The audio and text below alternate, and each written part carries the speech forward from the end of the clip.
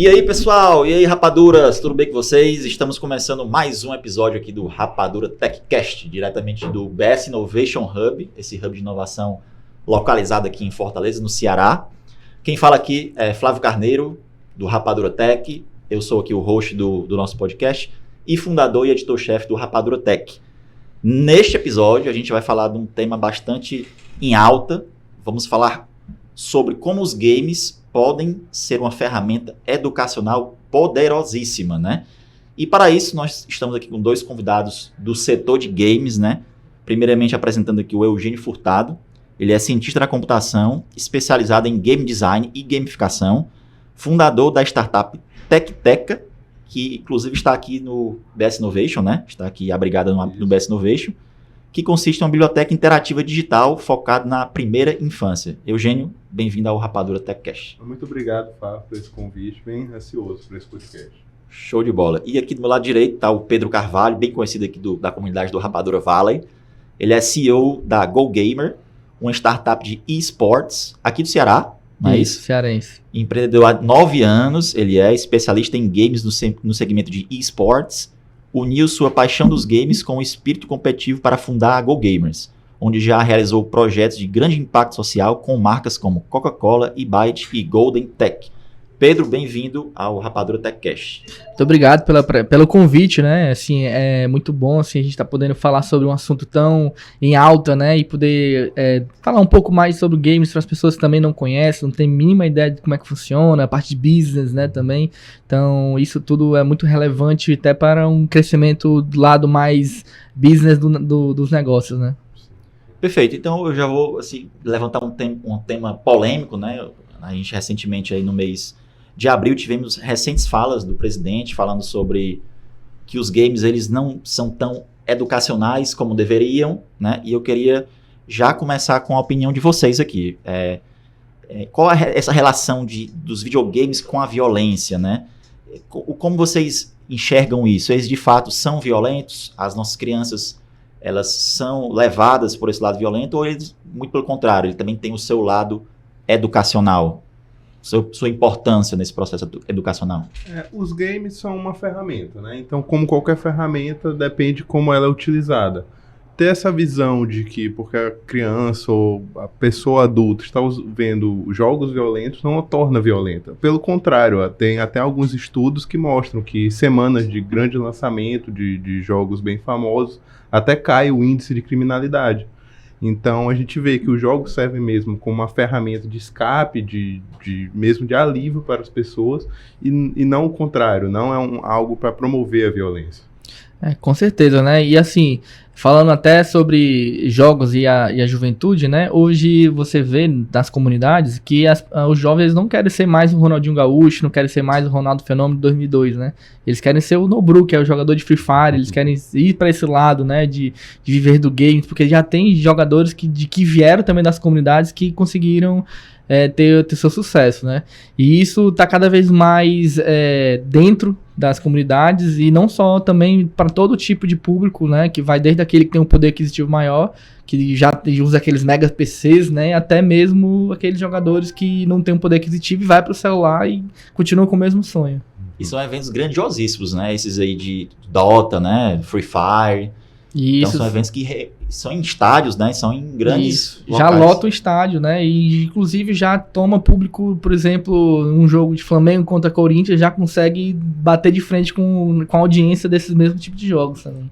Legal. Recentemente teve até um campeonato, acho que foi até de CS, que foi aqui no Brasil, e a arena toda lotada, festa lá fora, gente vendo com telão, então realmente passou de ser só realmente um jogo e ter torcida, é um esporte mesmo. Esporte de fato, né? Foi o Major que aconteceu no Rio de Janeiro, certo? Lotou os ingressos, esgotou os ingressos em 5 minutos, pra você ter ideia. Depois você não conseguia nem acessar o site, derrubou, assim, de tanto acesso, né? Esgotou em 5 minutos e tiveram que fazer umas arenas fora do estádio para poder comportar todo mundo, né? E lotou também essas arenas, então a galera, quando tem, a galera é muito entusiasmada, é como se fosse futebol. E sabe uma coisa interessante? Até falei do Fortaleza, do Flamengo e Corinthians, mas Diferente do futebol, que tem que separar as torcidas, nos games não precisa separar, não tem essa violência que acontece nos estádios. Então significa que o futebol é violento? Não, né? Então vai mais da questão até mesmo da onde vai o limite de cada coisa. Dos games também tem isso, dos filmes também tem que ter esse limite, né? Porque você não vai levar seu filho de 10 anos pra assistir John Wick, né? Porque John Wick, por causa é muita bala, né, cara? por causa de matou o cachorro dele e matou 200 pessoas, né? Em sequência, assim. Entendi. Então, pessoal, eu queria que vocês falassem um pouco dessa questão do lado educacional do jogo, né? Vocês falaram que particularmente, eu nunca senti vontade de matar ninguém jogando um Counter-Strike, né? Que é um jogo famosíssimo, né? Que inclusive vai ter agora nova versão, né? CS2. E muitos outros jogos, né? Eu acho que é um passatempo ali. Eu acho que vai mais da questão educacional, do próprio colégio, da criação dos pais. Eu queria que vocês falassem da importância desse acompanhamento dos pais. Então, eu tenho uma startup que trabalha com crianças nessa fase de alfabetização, dos 3 a 6 anos, e nós não queremos ser mais um aplicativo para levar a criança a ficar usando o celular, mais tempo de tela, porque a gente sabe, tempo de tela, principalmente para a criança, é ruim, ainda mais quando não está supervisionado. Então, o grande debate não é se os jogos são violentos, ou algum aplicativo, alguma ferramenta faz as pessoas serem violentas. É o tipo de conteúdo que ela está acessando e o tempo também. Porque a gente sabe que crianças que usam muito celular ficam com problemas de atenção, que consomem TikTok o tempo todo. Então, é realmente ter esse cuidado de estar sempre acompanhando, principalmente crianças, o que elas estão acessando, se elas não estão acessando conteúdos indevidos, acessando comunidades perigosas. Então, é realmente ter esse cuidado. Interessante, porque o que ele falou são 3 pontos, né? Então, é o tempo que a criança fica, o que ela está consumindo e a supervisão. Esses 3 pontos são super importantes hoje, então. Exatamente. O apoio familiar é imprescindível durante a jornada, digamos assim, da criança, né? Isso é desde sempre, né? Desde os primórdios, até na época que não existia TV e sei lá, porque a violência não é de agora, né? Existe, né? Então, falando assim, falando do meu exemplo, né? Eu tenho um filho de 4 anos, né? E eu trabalho nesse meio de games e eu não libero games pra eles assim a hora que ele quiser, certo? Porque a gente sabe que os games eles foram feitos para tomar atenção, serem mais interessantes até que a escola, né?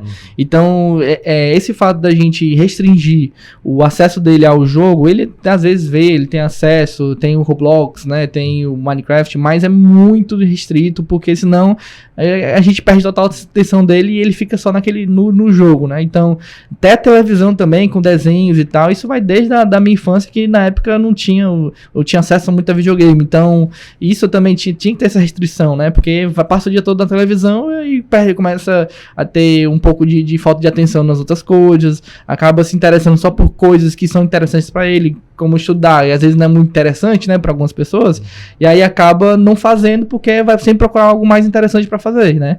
Então, o apoio familiar vai desde essa época onde a gente tem que falar assim, o jogo é interessante, sim, mas existem coisas que tem que ser feitas, como estudar, ir à escola, tomar banho, escovar o dente, né? E toda essa rotina bem trabalhada, ele vai entendendo, e isso acontece muito também nas outras famílias que não tem esse apoio familiar, né? Onde a criança faz o que ela quiser. Pega o celular e fica o dia inteiro no celular, jogando, se for pra jogar, jogando o dia inteiro. Só porque não quer. Talvez que ele talvez tenha algum tipo de vai chorar, então toma aqui, tipo dá a chupeta, né, pra parar de chorar, e aí ele com os anos vai prejudicando os dentes, é a mesma coisa, né?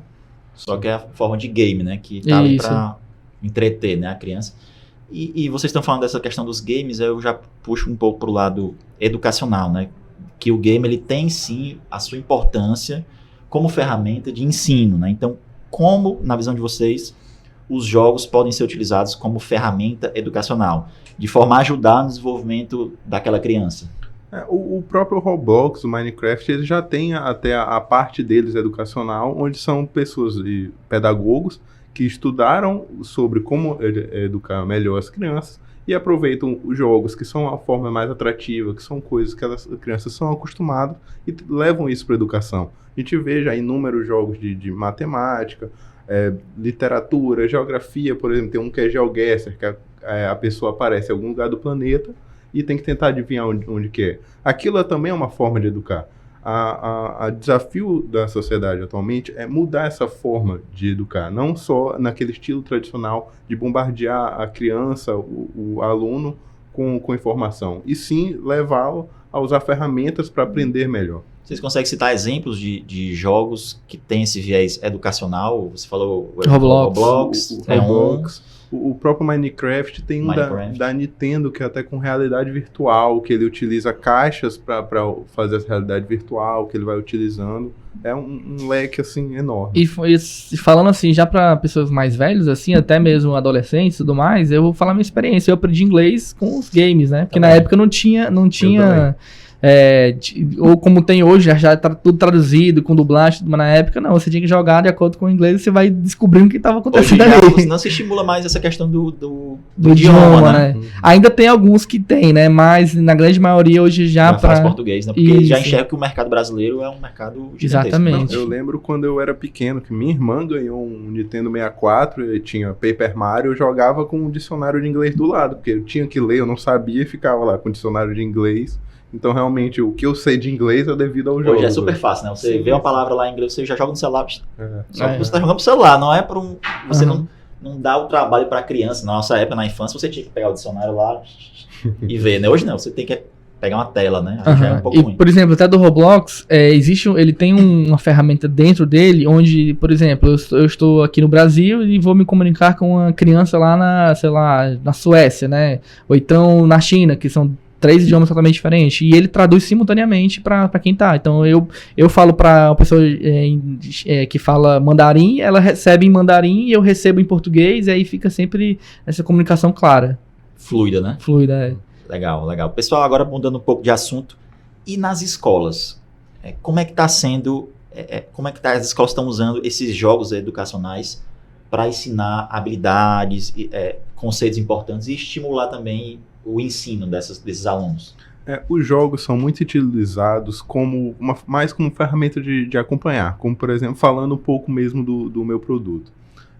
Na Tecteca, nossos livros, nós conseguimos ver se a criança leu o livro todo, se ela não leu o livro todo, quantos livros ela está lendo por mês, se ela leu aquele livro várias vezes. Coisas que com livro físico não é possível, porque se eu compro um livro e eu dou para uma criança, eu não consigo saber exatamente quantas vezes ela leu, se ela leu tudo, se ela não leu tudo.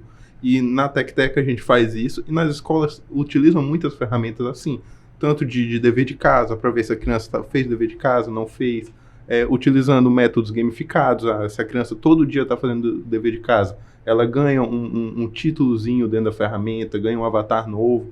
Então é sempre utilizar jogos e ferramentas gamificadas para aumentar esse nível de engajamento, deixar a criança sempre acompanhando o conteúdo. Legal. Com certeza.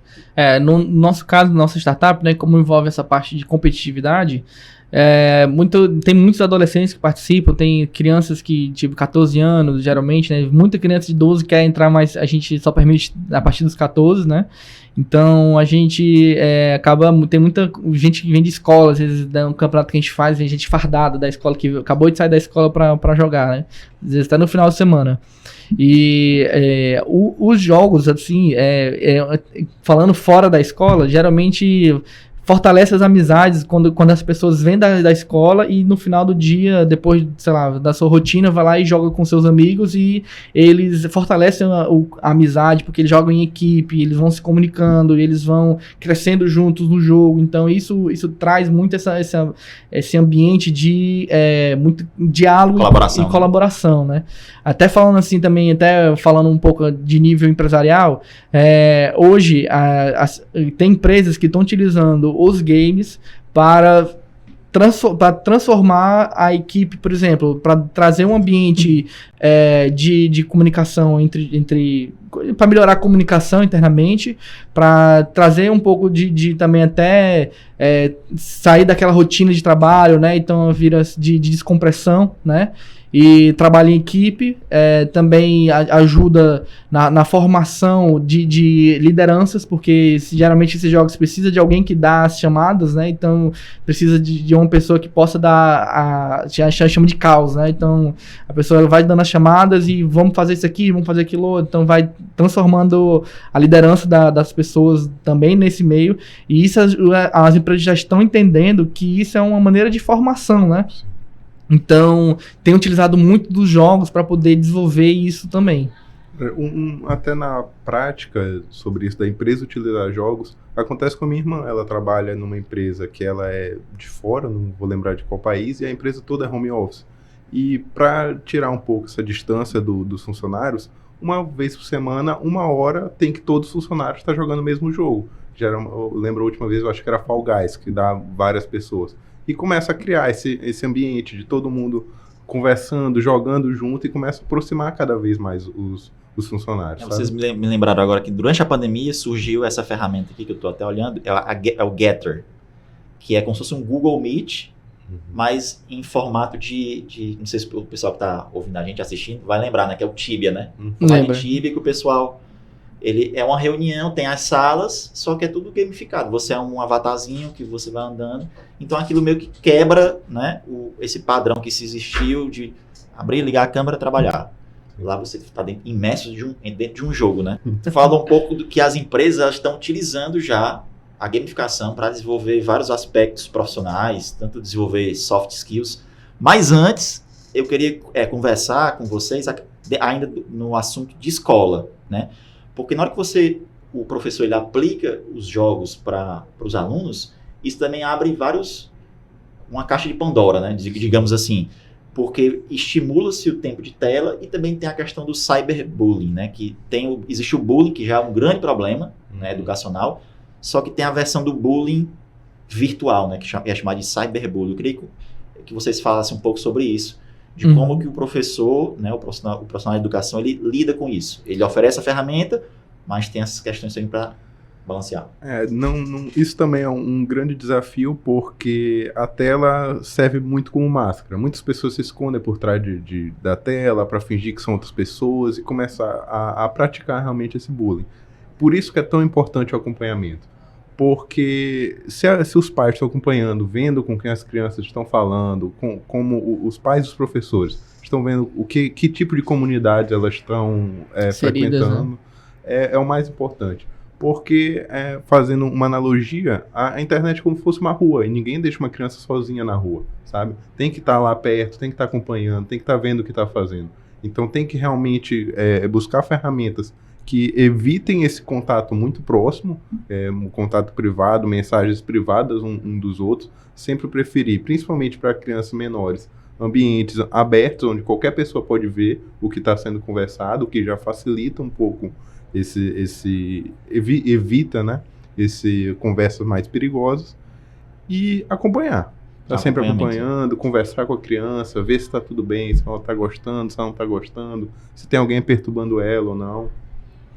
Pois é, a adolescência é a fase da aceitação, né, que os adolescentes eles querem estar inseridos em grupinhos, né, aí vai por interesse, vai por vários aspectos, né, e quando eles vão para a internet, eles acabam no conforto de casa e, como ele falou, na questão dessa máscara que a pessoa, você não sabe quem está atrás da tela, né, hoje em dia já temos um acesso maior, né, de saber quem está do outro lado, né, mas quando a gente fala da internet como um todo, se eu vou para um jogo e vou jogar de forma anônima, né? Então, aí tem mais essas barreiras, né? Os jogos, hoje em dia, eles estão criando mecanismos de tentar barrar isso, certo? Por exemplo, você, inclusive, até por chat de voz, né? Então, os jogos hoje conseguem identificar se você falou alguma coisa ofensiva. Até questão, voltando pro lado de preconceitos, e quando o jogo detecta, a conta do usuário é totalmente banida, entendeu? Então, isso vai até de anos a pessoa sem poder jogar. Aí até mesmo para criar uma nova conta, alguns jogos não deixa também, porque você tem que usar os dados e tudo mais para criar. Então eles têm criado esse mecanismo, né?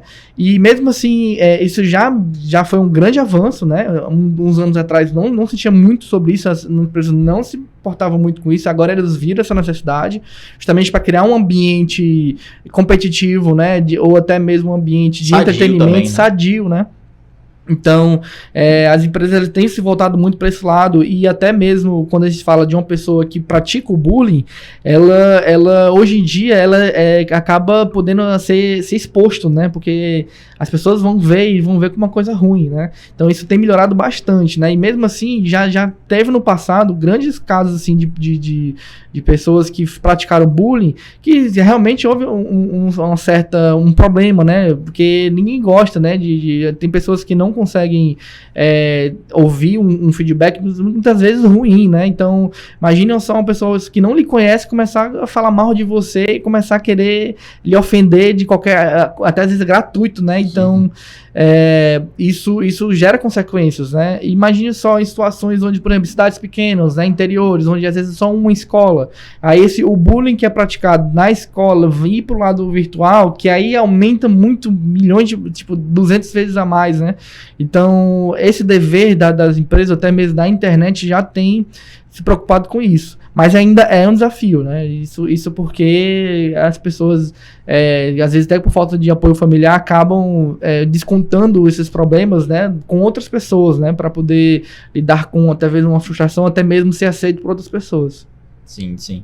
E aproveitando esse assunto, né, da questão do cyberbullying, eu queria perguntar para vocês dicas, na verdade, né, para professores que estão acompanhando a gente. Nós teremos também no próximo episódio professores viram até aqui, como os professores podem utilizar de forma eficaz, aplicar na sala de aula, aplicar na universidade, jogos, dicas rápidas, né? Pronto, como jogos, por exemplo, na minha área, né, que são jogos competitivos, ele gera esse ambiente de descompressão e competitividade sadia, né, porque afinal de contas traz adrenalina, traz aquela emoção, traz aquela descontração, né? Então, por exemplo, vou falar até um exemplo, até a Unifor já tem os seus jogos competitivos, né, que ele faz todo ano, já tem bolsa para atletas também. Legal. Então, aplicar isso às escolas, só tem por exemplo, nas semanas culturais, que geralmente tem futebol e tudo mais, inclui também os games, que é uma forma também das pessoas que não... né? Porque às vezes a pessoa não gosta de futebol, não quer praticar esporte, mas ela quer também participar de alguma forma. Então, trazer isso para as escolas pode também ampliar um pouco mais de possibilidades, né? E também trazer um pouco mais de engajamento também entre as pessoas que gostam de jogos, às vezes nem sabem. Tem escolas que tem alunos que as pessoas nem sabem que um gosta do jogo, né? E quando acaba conhecendo pessoas na escola que também gostam, acaba gerando uma amizade, também formando um grupo, né, de pessoas. Isso traz uma comunidade dentro das escolas também. E promover esses encontros dentro da escola de pessoas que jogam, como por exemplo, falando de mim, os meus melhores amigos são pessoas que eu conheci jogando. Jogos, né? Eu conheci na escola, a gente começou a jogar, foi juntando um amigo meu que é de Rondônia, eu falo várias vezes com ele diariamente quando eu vou jogar. E é uma pessoa que mora no outro lado do país. Você faz amizades, né? Sim, meu ciclo todo de amizades próximas é por conta do jogo, sabe? Então trazer isso para as escolas, fazer esse encontro justamente de alunos que jogam, colocar para jogar, e às vezes criar esse ambiente competitivo mais saudável, ou até mesmo cooperativo, de colocar jogos onde os alunos jogam juntos, precisa dessa questão de alguém liderar, cada um tem sua função. Isso é muito bom para o desenvolvimento pessoal dos alunos. Perfeito, perfeito. Bom, pessoal, aí o lado profissional dos games, né? O Pedro aqui já adiantou, falou um pouco. Como está sendo utilizado hoje? Qual a situação atual que o pessoal está utilizando para treinamento profissional em empresas dos games? Hoje no mercado, principalmente na parte de desenvolvedores, né, surgiu essa muita competitividade entre as corporativas e as empresas que estão precisando de pessoas, né? Então hoje não é mais sobre a questão de dinheiro, mas como elas engajam e como elas retêm os seus colaboradores, né? Então não é só aquele meio descontraído, né? Hoje praticamente todas as empresas, sexta da happy hour, já é meio que padrão em todas as empresas. Não basta só isso, precisa também fazer um ambiente de descontração e colaboração entre os seus colaboradores, né? Até para torná-los, né, assim, um ambiente menos estressante, né? Então, as empresas hoje, elas têm ido para esse lado dos games, porque hoje em dia, né, é impossível você ir para um canto e não ter um gamer no meio, né? É muito comum, né? Então, eles já estão entendendo que a nova geração vem disso, vem dos games, né? Então, elas começam, já grandes corporações, assim, já estão, por exemplo, a maior empresa de contabilidade do Brasil, esse mês ela fez um evento onde teve competições internas de games, de futebol digital, de League of Legends, e para os colaboradores ter esse momento de descontração e trabalho em equipe, né? Léo, quando as empresas elas abraçam isso, é muito bacana. Você até me veio lembrar agora, Pedro, que algumas empresas que eu passei, a galera, os colaboradores se reuniam no horário do almoço e jogavam ali o Counter-Strike, né? Para dar aquela relaxada, né? E depois voltar, ser muito mais produtivo. Então, quando a empresa ela abraça, né, esse lado dos games, ela reconhece a importância, né? Porque acaba o desenvolvimento de soft skills, sentimento de liderança, colaboração, comunicação. Só tem a ganhar, né? Exatamente. O que tu acha, Eugênio? Não, com certeza, com certeza. Os games são uma ferramenta e tem que ser utilizada para facilitar a vida de todo mundo. Seja num entretenimento, como numa hora de lazer, jogar algo, ou como, por exemplo, simuladores que para treinar pessoas, que também já é muito utilizado, jogos sérios. Inclusive, eu também já trabalhei numa empresa que criava treinamentos em realidade virtual.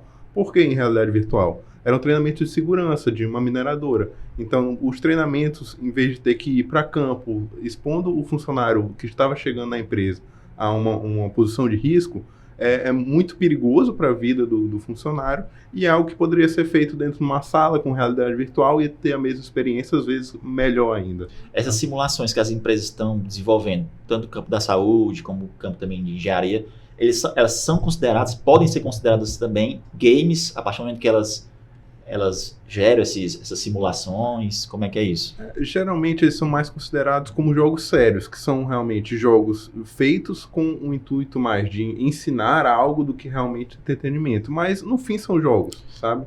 No fim são jogos, até porque ele foi desenvolvido da mesma forma de um jogo, né? Sim. Então, por exemplo, autoescolas com simuladores de carro, né? E quantas horas que a pessoa está no simulador. Uhum.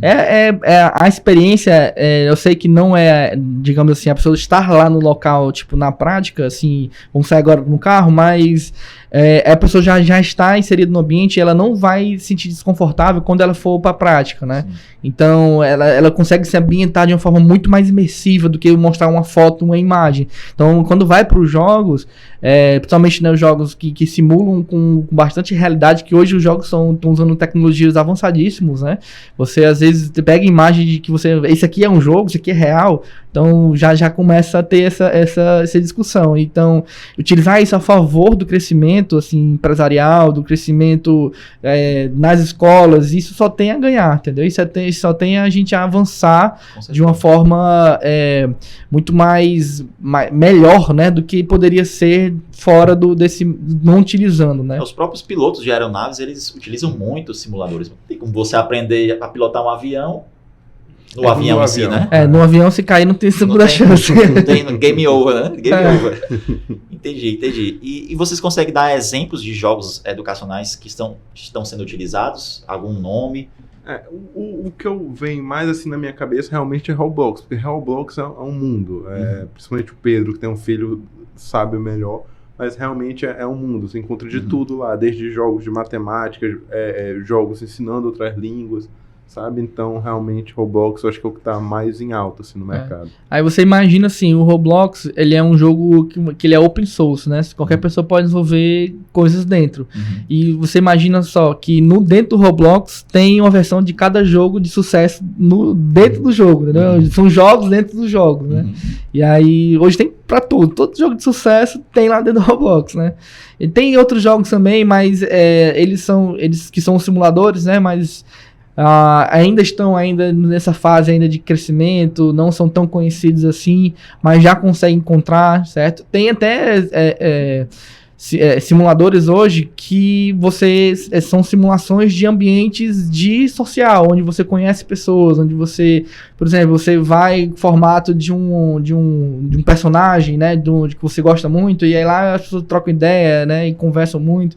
Então, isso já tá para todos os lados, já tá crescendo, né? Aí é um pé no metaverso, quase, né? Isso já é um metaverso, assim, de um formato, digamos assim, ainda não tão metaverso ainda, assim. É metaverso, mas não é aquele metaverso ainda do Facebook, assim, que tá trazendo. Entendi. Pessoal, o papo tá muito bom aqui de games, né? Porque a gente vai, se for deixar pra gente falar aqui, vamos daqui a pouco abrir o notebook e jogar um CS aqui, né? Mas a gente tem um tempo, estamos chegando aqui na fase final. Eu queria agradecer a presença de vocês, mas antes queria que vocês falassem, o Pedro sobre a Go Games e o Eugênio sobre a TecTeca. Não pode começar. A TecTeca é uma startup familiar, os criadores sou eu, minha irmã e minha mãe. Ela surgiu do pós-doutorado da minha mãe, que ela estudou plataformas digitais, principalmente literatura para crianças, e viu essa oportunidade. E juntou com o mestrado da minha irmã, que foi em desenvolvimento de livros interativos para crianças, e a partir daí nós fomos evoluindo, criando cada vez mais livros. Então encontramos histórias de todo tipo lá, desde lendas, histórias famosas como Branca de Neve, histórias regionais, tanto do Maranhão quanto daqui do Ceará. E, além disso, para a escola, nós ainda damos esse acompanhamento. Se a turma está lendo, como está lendo, se tem um gênero preferido entre a turma, quantos livros a turma está lendo, e se algum aluno não está lendo, por que não está lendo, a gente vai acompanhando a escola para auxiliar esse processo de alfabetização. E convido a quem quiser conhecer, pode baixar gratuitamente o aplicativo em qualquer loja de aplicativo de celular. Tem site, rede social? Tem. O site é tecteca.com e a rede social é TecTeca Oficial. Perfeito. E você, Bacana. Pedro? Pronto, a Go Gamers, cara, a gente é uma plataforma de gestão de comunidades. Lá a gente desenvolve não só torneios, mas também a gente desenvolve também eventos, tudo de forma automatizada, né? Então, a nossa proposta, nosso objetivo é criar uma nova maneira de se consumir os esportes eletrônicos, né? Não é competição, mas não só apenas competição, é fazer as competições cada vez mais, maximizar toda a experiência, né? E transformar a competitividade em algo bem mais épico. Bacana. Parabéns pelos projetos de vocês, são realmente fantásticos e vamos para frente com essa questão dos games, né? Que tem muito a crescer, é um mercado gigantesco, né? Esse ano nós tivemos... Esse ano não, ano passado teve a intenção de compra da Microsoft, né? Comprou qual foi? A Blizzard. A Blizzard, né? Que agora que foi efetivada, então as Big Techs, elas estão de olho nesse mercado. Então, ele só tende a crescer cada vez mais e o Brasil é um país que é um grande consumidor desse setor de games, né? Sim. Então, agradeço aqui ao Pedro a participação, agradeço ao Eugênio, obrigado. E logo, logo estaremos aí com esse podcast no ar. Valeu, pessoal. Até a próxima. Tchau, tchau.